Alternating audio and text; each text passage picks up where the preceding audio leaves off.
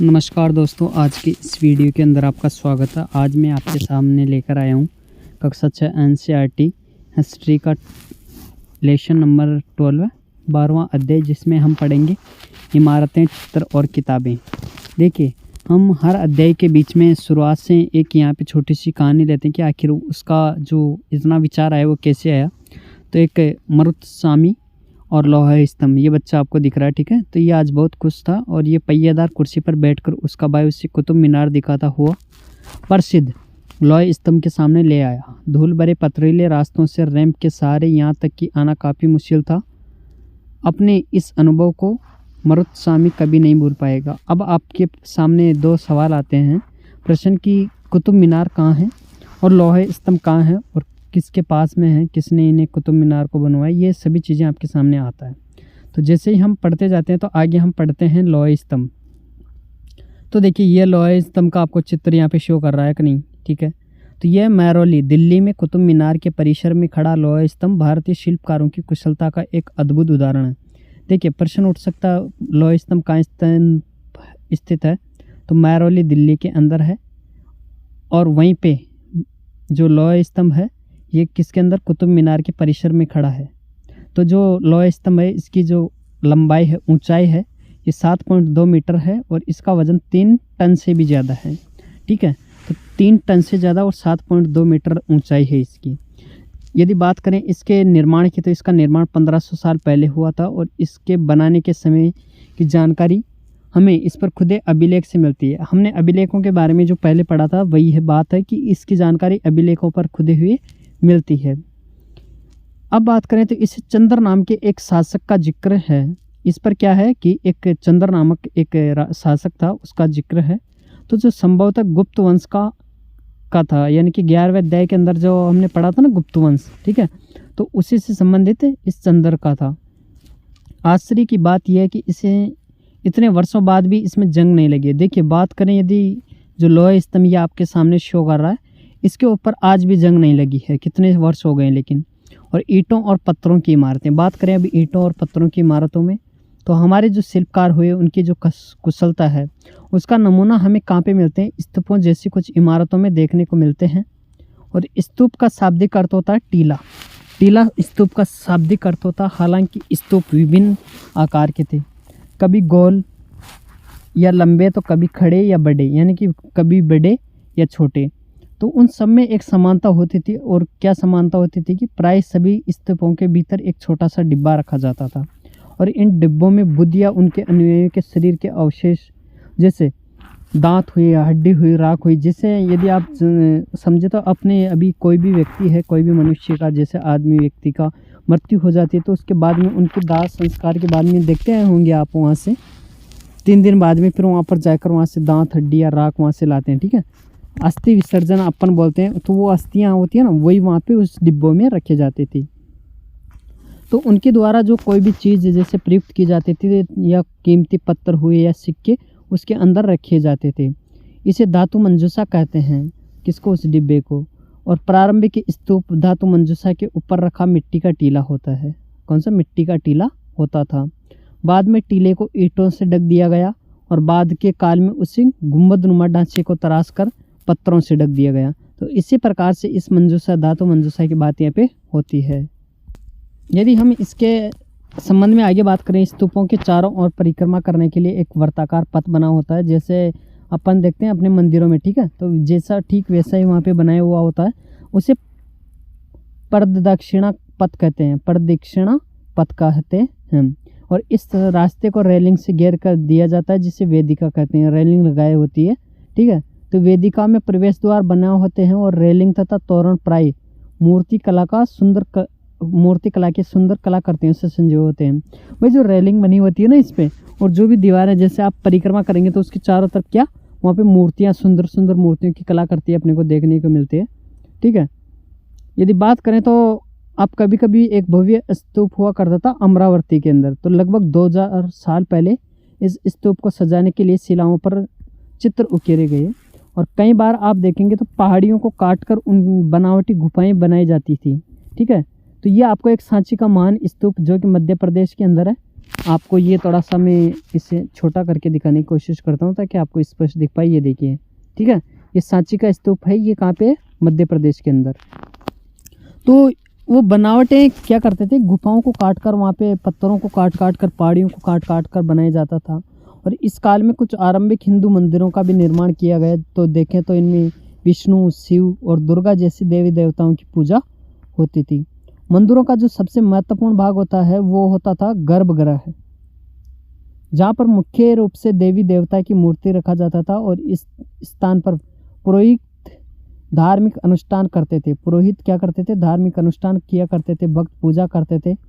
अक्सर यदि बात करें तो गर्भगृह को एक पवित्र स्थान के रूप में दिखाने के लिए भीतर गांव जैसे मंदिरों में उसके ऊपर काफ़ी ऊंचाई तक निर्माण किया जाता था, ठीक है। और यदि जो अपन यहाँ पे सांची स्तूप की बात कर रहे हैं तो ये इसमें स्तूप ईंटों का प्रयोग संभवतः अशोक के ज़माने में है, जबकि रेलिंग और प्रवेश द्वार के जो यानी कि पूरा निर्माण एक साथ नहीं हुए थे। थोड़ा विकास हुआ, फिर उसके बाद में थोड़ा हुआ, फिर हुआ। और यदि अब आप देखें तो ये अमरावती की एक शिल्प करती है। और इसे देखकर आप समझ सकते हैं। देखिए यहाँ पर आपको हाथी दिख रहे हैं, आदमी दिख रहे हैं कि नहीं, ये चीज़ें आपको यहाँ पे दिखती है। और जैसे शिखर वहाँ पे कहते हैं। और कठिन कार्य के लिए सावधानी से योजना बनानी पड़ती थी। अधिकतर मंदिरों में मंडप की जगह एक जगह होती थी और ये सभागार होता था जहाँ पर लोग इकट्ठा हुआ करते थे। अब आप यहाँ पे देख सकते हैं उत्तर प्रदेश के भीतर गांव का एक आरंभिक मंदिर। ये आपको यहाँ पे ब्लैक एंड वाइट में आपको दिख रहा है। ये उत्तर प्रदेश का एक भीतर गांव है। लगभग 1500 साल पहले पक्की ईंटों और पत्थरों से बनाया गया। यदि आप देखेंगे तो ये आपको ऊपर एक महाबलीपुरम के एकाश्मिक मंदिर, ये इसकी बात हो रही है। महाबलीपुरम का एक एकाश्मिक मंदिर है। प्रत्येक मंदिर एक विशाल पहाड़ी को तराश कर बनाया गया है, इसलिए इन्हें एकाश्म कहा गया है, मोनोलिथ कहा है। ईंटों से बनाए जाने वाले मंदिरों से बिल्कुल भिन्न होते थे। ईंट से बनी इमारतों में नीचे ईंटों की एक एक तह जोड़ते हुए उसे ऊपर की ओर ले जाते थे, जबकि जो चट्टानें होती थी उन्हें तराश कर बनाए जाने वाले मंदिरों को काट कर, पत्थरों को काटने वाले ऊपर से नीचे के क्रम में बने होते थे, यानी कि पहले ऊपर फिर उसके बाद में नीचे, ठीक है। और अधिकतर यदि देखें मंदिरों में मंडप नाम की एक जगह होती थी, सभागार कहते थे। और महाबलीपुरम और ऐहोल आप देख सकते हैं अपने मैप में। और इन शहरों में पत्थरों से बने कुछ उत्कृष्ट मंदिर हैं, उनमें से कुछ यहाँ पर दिखाए गए जो यहाँ पे आपको दिख रहा है, ठीक है। ये मंदिर की बात यहाँ पे कर रही है। तो ऐसे वहाँ पे बनाए जाते थे। अब यदि बात करें स्तूप तथा मंदिर किस तरह बनाए जाते थे, तो स्तूपों और मंदिरों को बनाने की प्रक्रिया में कई अवस्थाएं आती थी। इसके लिए काफ़ी धन भी खर्च होता था। इसके लिए आमतौर पर राजा या रानी ही इन्हें बनवाने का निश्चय करते थे, यानी कि आम आदमी इन्हें नहीं बनवा सकते थे क्योंकि उनके पास में धन दौलत नहीं हुआ था। पहला काम अच्छी किस्म के पत्थरों को ढूंढकर शिलाखंडों को खोद कर निकालना होता था। फिर मंदिर या स्तूप के लिए सोच विचार कर तय किए गए स्थान पर शिलाखंडों को पहुंचाना होता था। यहाँ पत्थरों को काट छांट कर तराशने के बाद खंभों व दीवारों की चौखट, फर्शों तथा छतों का आकार वहाँ पे दिया जाता था। इन सब के तैयार हो जाने पर सही जगहों पर उन्हें लगाना भी काफ़ी मुश्किल काम होता था, यानी कि ये नहीं कि फटाफट हो जाता था, बहुत इनमें मेहनत करनी पड़ती थी। यदि अब आप यहाँ पे देखेंगे तो उड़ीसा का जैन मठ एक पहाड़ी को खोदकर इस 2 मंजिला इमारत को बनाया गया है, जिसमें कमरों के प्रवेश द्वारों को ध्यान से आपको देखना है। इनमें भिक्षु रहते थे, जैन भिक्षु यहाँ पर रहते थे और यहीं पर वो ध्यान करते थे, ये देखिए, ठीक है। और इन्हीं में यदि देखा जाए तो जो नीचे राष्ट्रीय संग्रहालय, ये नीचे आपको दिल्ली से एक मूर्ति स्तंभ है जो राष्ट्रीय संग्रहालय नई दिल्ली, वहाँ की एक मूर्ति का चित्र है, ठीक है, ये आप देख सकते हैं। तो इस तरह के शानदार ढांचों का निर्माण करने वाले शिल्पकारों को सारा खर्च संभवतः राजा रानी ही देते थे। भाई जो शिल्पकार कार्य करेंगे तो उन्हें बहुत धन का आवश्यकता होगी, तो वो पूरे राजा रानी ही उन्हें दिया करते थे। इसके अतिरिक्त इन स्तूपों या मंदिरों में आने वाले भक्त जो उपहार अपने साथ लाते थे, उनसे इमारत की सजावट की जाती थी। जैसे हाथी दांत का काम करने वाले श्रमिकों के संघ ने सांची के एक अलंकृत प्रवेश द्वार को बनाने का खर्च दिया। जैसे कि हाथी दांत का जो काम लोग करते थे उन्होंने जो सांची का स्तूप बनाया गया उसके प्रवेश द्वार यानी कि तोरण बनाने का खर्च उन्होंने दिया था। और इसकी सजावट के लिए पैसे देने वालों में व्यापारी हुए, कर्षक हुए, माला बनाने वाले, इत्र बनाने वाले और लोहार पुरुष इत्यादि लोग यहाँ पे हुआ करते थे। तो ये ऐसे कई स्त्री पुरुष यहाँ पे शामिल थे जिनके नाम स्तंभों व रेलिंग व दीवारों पर खुदे हुए हैं। इसलिए जब हम इन स्थानों को देखने जाएंगे तो हमें याद रखना है कि कितने सारे लोग इन्हें बनाने और सजाने में अपना योगदान दिया था। चित्रकला की बात करें तो ये देखिए आपको यहाँ पे मूर्ति दिख रही है, ठीक है। तो अब मानचित्र के अंदर आप अजंता को ढूंढ सकते हैं। तो वह जगह जो अजंता है ये पहाड़ों में सैकड़ों सालों के दौरान कई गुफाओं में खोदी गई। इनमें से ज़्यादातर जो बौद्ध भिक्षुओं के लिए बनाए गए विहार थे और इनमें से कुछ चित्रों द्वारा सजाया गया था। यहाँ इनके कुछ उदाहरण दिए गए हैं, जैसे गुफाओं के अंदर अंधेरा होने की वजह से अधिकांश चित्र मसालों की रोशनी में बनाए गए थे और इन चित्रों के रंग 1500 साल बाद भी चमकदार हैं। ये रंग पौधों व खनिजों से बनाए गए थे। इन महान कृतियों को बनाने वाले कलाकार अज्ञात है, यानी कि इनका कोई अभी उल्लेख कहीं पे नहीं मिलता है कि इन्हें किसने बनाया है, कौन थे वो, ठीक है। तो आप यहाँ पे ये दो चित्र आपको दिख रहे हैं, इनका आप आसानी से देख सकते हैं और वर्णन कर सकते हैं। बात करें पुस्तकों की दुनिया, तो जैसे इस युग के अंदर काफ़ी जो प्रसिद्ध महाकाव्यों की रचना की गई है, इन उत्कृष्ट रचनाओं में स्त्री पुरुष की वीर गाथाएँ और देवताओं से जुड़ी कथाएँ हैं।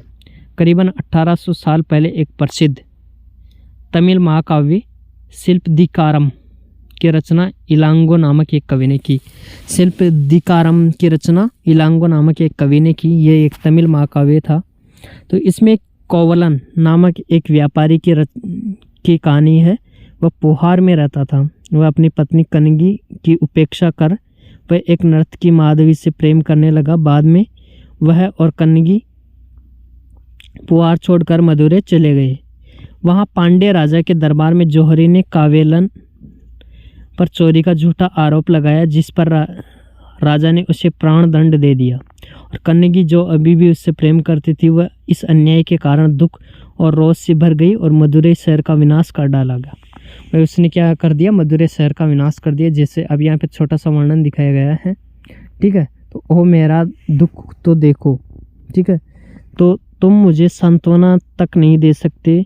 क्या यह सही है कि विशुद्ध सोने से भी सुंदरता तुम्हारे शरीर बिना धूल से सना यूं ही पड़ा है। यह कहाँ का न्याय है कि गोधूल की इस स्वर्णिम आभा में फूल माली से ढके सुंदर वृक्ष स्थल वाले तुम शरीर जमीन पर गिर पड़े हो। मैं अकेली ऐसाई और हताश होकर खड़ी हूँ। क्या ईश्वर नहीं है? क्या इस देश में ईश्वर नहीं है? पर क्या उस स्थान पर ईश्वर रह सकते हैं जहाँ के राजा की तलवार निर्दोष नवागंतुक की प्राण ले सकती है? क्या ईश्वर नहीं है? नहीं है। तो ऐसा एक चित्रण वहाँ पे दिया गया है शिल्पदिकारम का। एक और तमिल महाकाव्य की बात करें तो मणिमेखलाई को करीबन 1400 साल पहले सतनार द्वारा लिखा गया है। इसमें कौलन और माधवी की बेटी की कहानी है, ठीक है। तो ये रचनाएं कई सदियों पहले ही खो गई थी। उनकी पांडुलिपियाँ दोबारा लगभग 100 साल पहले वहाँ पे आपको मिलती है। जैसे यदि बात करें तो अपन कई अन्य लेखकों के बारे, कवियों के बारे में, तो कालिदास आप देखते हैं तो उन्होंने संस्कृत के अंदर लिखा था और पिछले अध्याय में हमने उनके बारे में पढ़ा था।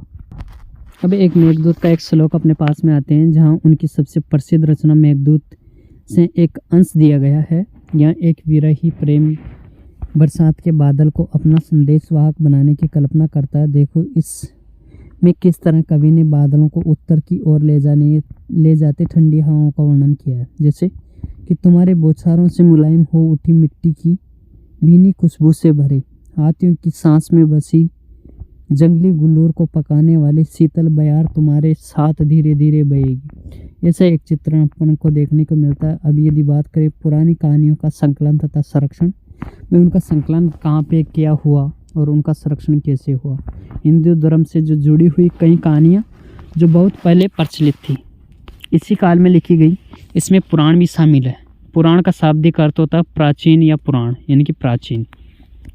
पुराणों में विष्णु, शिव, दुर्गा या पार्वती जैसे देवी देवताओं की जुड़ी कहानियाँ हैं। और इन देवी देवताओं की पूजा की विधियाँ भी वहाँ पे अपने को देखने को मिलती है। और इसके अतिरिक्त इनमें संसार की दृष्टि, सृष्टि तथा राजा के बारे में भी अपने को कहानियाँ वहाँ पे देखने को मिलते हैं। अधिकतर पुराण सरल संस्कृत श्लोक में लिखे गए हैं। भाई संस्कृत श्लोक के माध्यम से पुराण के अंदर दर्शाया गया है, जिससे सब उन्हें सुन व समझ सकें। स्त्रियाँ तथा शूद्र जिन्हें वेद पढ़ने की अनुमति नहीं थी, वे भी इसे सुन सकते थे। किसको? पुराण को। पुराणों का पाठ पुजारी मंदिरों में किया करते थे, जिससे सुनने लोग आते थे। तो संस्कृत महाकाव्य महाभारत और रामायण लंबे अर्थ से लोकप्रिय रहे हैं। महाभारत और रामायण, ठीक है। तो कुछ बच्चे इन कहानियों से परिचित होंगे। महाभारत कौरवों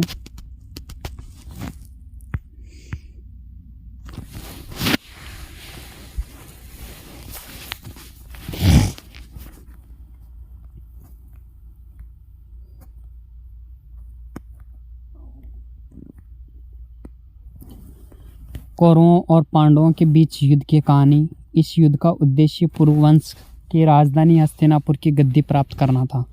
यदि बात करें तो जो पुरुवंश और जो कौरवों और पांडवों के बीच युद्ध हुआ, तो उसका जो मेन कारण था वो हस्तिनापुर की गद्दी प्राप्त करना था।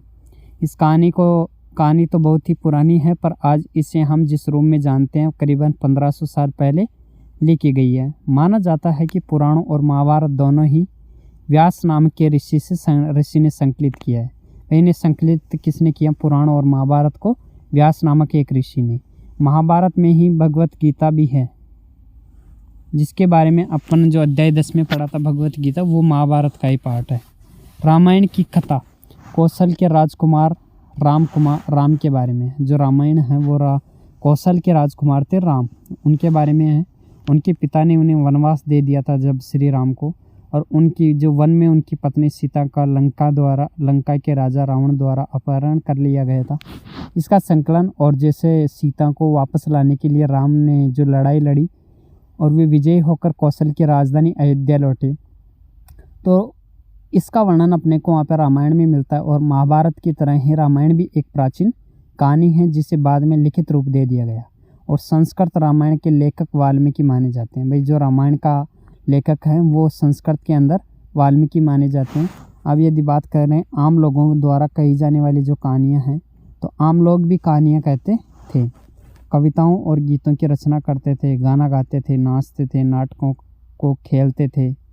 इनमें से जो कुछ समय के आसपास जातक व पंचतंत्र की कहानियों के रूप में लिखकर सुरक्षित कर लिए गए। जातक कथाएँ जो तो अक्सर स्तूपों की रेलिंगों तथा अजंता के चित्रों में दर्शाई जाती थी। इनमें एक कहानी अगला पृष्ठ के अंदर हम देखेंगे। यहाँ पे हमें एक बंदर की कहानी देखते हैं, बंदर राजा की कहानी। एक समय बंदरों का एक महान राजा हुआ। वह हिमालय पर गंगा के किनारे करीबन 80,000 अनुयायियों के साथ में रहता था, 80,000 बंदरों के साथ में। तो इन सारे बंदरों को एक खास आम के पेड़ के फल बहुत प्रिय थे, और ये आम बड़े मीठे होते थे। इतने स्वादिष्ट आम धरातल पर नहीं उगते थे। एक दिन एक पका हुआ आम गंगा नदी में गिरकर बहते बहते वाराणसी पहुंच गया, और उस वक्त नदी में वहाँ के जो राजा थे वाराणसी के, वो उसमें नहा रहे थे। तो वह आम उन्हें मिल गया और वो उसे चखे तो वो हैरान रह गए। और उन्होंने क्या किया, फिर देखिए कि वो राजा फिर उसे राज्य के जंगलों की देखभाल करने वालों से पूछा कि वे इस आम के पेड़ को ढूंढ सकते हैं या नहीं। वे राजा को हिमालय की पहाड़ी पर ले गए, और वहाँ पहुंचकर राजा और उसके दरबारियों ने खूब आम खाए। उस पेड़ के आम उन्होंने खाए। रात में राजा ने देखा कि बंदर भी पके आमों का मज़ा ले रहे थे, तो राजा ने ये बात बुरी लगी और उसे मार डालने का फैसला किया, बंदरों को। तो बंदरों के राजा ने अपनी प्रजा को बचाने की योजना की, और उसने आम के पेड़ की टहनियों को तोड़कर उन्हें आपस में बांधकर नदी पर एक पुल बनाया। देखिए ये आपको एक पेड़ दिख रहा है, और यहाँ पे ये बंदर ही बंदर ऊपर दिख रहे हैं, और ये आदमी व्यक्ति मनुष्य हैं, वो राजा हैं, ठीक है। और इन्होंने एक पुल बनाया, तो एक छोर को वह तब तक पकड़ा रहा जब तक कि उसकी सारी प्रजा नदी पार न कर लिया। इस प्रयास में वो इतना थक गया कि मरणासन होकर गिर पड़ा। राजा ने जब ये देखा तो बंदर राजा को बचाने की काफ़ी कोशिश की, लेकिन वह सफल नहीं हुआ, और बंदर राजा वहाँ पे मृत्यु का शोक हुआ और राजा ने उसे पूरा सम्मान दिया। तो ऐसे एक कहानी है। और मध्य भारत में भरतहुत के एक स्तूप से मिले एक पत्थर पर उकेरे गए चित्र को यहाँ पे दिखाया गया है। ये आप देख सकते हैं, ये गोल गोल सा सिक्के में, ठीक है। तो ये उसी बहुत पहले की बात है। अब यदि बात करें विज्ञान की पुस्तकों के बारे में, तो इस समय गणितज्ञ और खगोल शास्त्री आर्यभट्ट ने संस्कृत में आर्यभट्टनियम नामक पुस्तक लिखी थी। आर्यभट्टनियम पुस्तक आर्यभट्ट ने लिखी थी। और इसमें उन्होंने लिखा कि दिन और रात पृथ्वी के अपनी धुरी पर चक्कर काटने की वजह से होते हैं, जबकि लगता है कि रोज सूर्य निकलता है और डूबता है। उन्होंने ग्रहण के बारे में भी एक वैज्ञानिक तर्क दिया। उन्होंने वर्त की परिधि को मापने की विधि ढूंढ निकाली जो लगभग उतनी ही सही थी जितनी कि आज प्रयुक्त होने वाली है। जैसे अब यदि बात करें शून्य, तो अंकों का प्रयोग पहले से होता रहा था, पर अब भारत के गणितज्ञों ने शून्य के लिए एक नए चिन्ह का आविष्कार किया। गिनती की यह पद्धति अरबों द्वारा अपनाई गई थी और यूरोप में भी फैल गई। आज भी पूरी दुनिया इसका प्रयोग करती है। अब हम हर अध्याय की भांति एक अन्यतर की बात यहाँ पे करते हैं। तो कागज़ आज हमारे जो रोज़मर्रा की ज़िंदगी का हिस्सा बन गया है। जो कि किताबें हम पढ़ते हैं वे सब भी कागज़ों पर छिपी है। और इस तरह और उसी तरह लिखने के लिए भी हम आज कागज़ का उपयोग करते हैं। कागज़ का आविष्कार करीबन 1900 साल पहले काई लुन नामक व्यक्ति ने चीन में किया था। यदि बात करें कागज़ का आविष्कार, तो काई लुन ने 1900 साल पहले चीन के अंदर किया था। तो उसने कैसे किया था? वो पौधों के रेशों, कपड़ों, रस्सियों और पेड़ों की छाल को पीट कर लुगदी बनाकर उसे पानी में भिगो दिया और फिर उस लुगदी को दबाकर उसका पानी निचोड़ा, तब सुखाकर कागज़ बनाया गया। आज भी हाथ से कागज़ बनाने की इस विधि को अपनाया जाता है। कई जगह पर अपने को देखने को ऐसा मिलता है। कागज़ बनाने की तकनीकी को सदियों तक गुप्त रखा गया, क्योंकि आप देखते हैं भाई, जिसके पास में वो कला तो वो चाहते थे कि अपने ही पास ये कला रहे। लेकिन 1400 साल पहले ये कोरिया तक पहुंची और उसके बाद में तुरंत बाद ही ये जापान तक फैल गई। करीबन 1800 साल पहले ये बगदाद पहुंची। फिर ये बगदाद से यूरोप, अफ्रीका व एशिया के अन्य देश भागों में ये फैल गई। और इसी प्रकार से पूरे उपमहाद्वीप पर ये कागज़ की जानकारी बगदाद से ही आई है। ऐसा अपने को मिलता है कि कागज़ का आविष्कार ऐसे हुआ था काई लुन द्वारा। हर अध्याय की बात यहाँ पे कुछ उपयोगी शब्द अपने सामने आते हैं। स्तूप हुआ, मंदिर हुए, चित्रकला हुई, महाकाव्य हुए, कहानियाँ हुई, पुराण हुए, गणित हुआ, विज्ञान हुआ।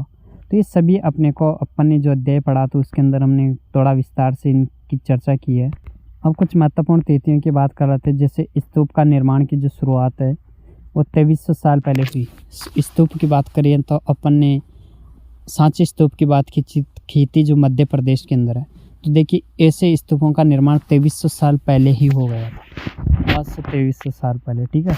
अमरावती की बात करें तो अमरावती 200 साल पहले इनका विस्तार हुआ। यदि बात करें कालिदास तो 1600 साल पहले। कालिदास के बारे में अपन ने पिछले अध्याय के अंदर भी बहुत विस्तार से पढ़ा था। और यदि लोहे स्तंभ हुआ, भीतर गांव का मंदिर हुआ, अजंता की चित्रकारी हुई, आर्यभट्ट हुए। तो ये सभी कितने वर्षों के पहले थे? ये सभी हैं यदि देखें तो 1500 साल पहले थे। अब बात करें दुर्गा मंदिर की, तो दुर्गा मंदिरों का जो निर्माण है और दुर्गा मंदिर तो ये 1400 साल पहले अपने को देखने को मिल गया था पहले ही। तो इसी प्रकार से हमने आज का अध्याय पूरा कंप्लीट किया। यदि आप पहली बार हो तो चैनल को सब्सक्राइब करें और अपने दोस्तों के साथ में इसे शेयर